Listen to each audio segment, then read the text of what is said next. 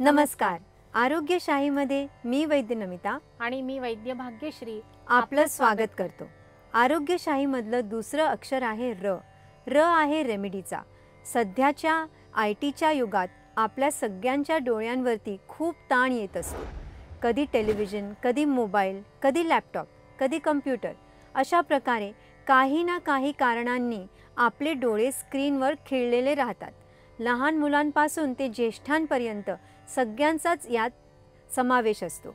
यातूनच मग डोळे लाल होणं, डोळ्यांची आग होणं, डोळे दुखणं, सकाळी उठल्यावर डोळे चिकट होणं अशी लक्षणं दिसू लागतात. डोळे निस्तेज दिसू लागले, कधी एकदा रात्र होतीये आणि डोळे मिटून झोपता येतंय असा वारंवार मनामध्ये विचार येऊ लागला की समजावं की डोळ्यांची शक्ती कमी पडते आहे.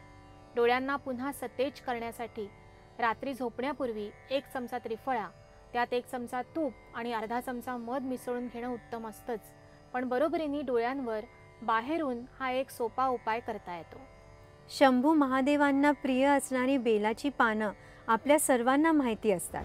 बेलाची ताजी पानं आणावीत, स्वच्छ धुवून कात्री किंवा सुरीच्या मदतीने कापावीत.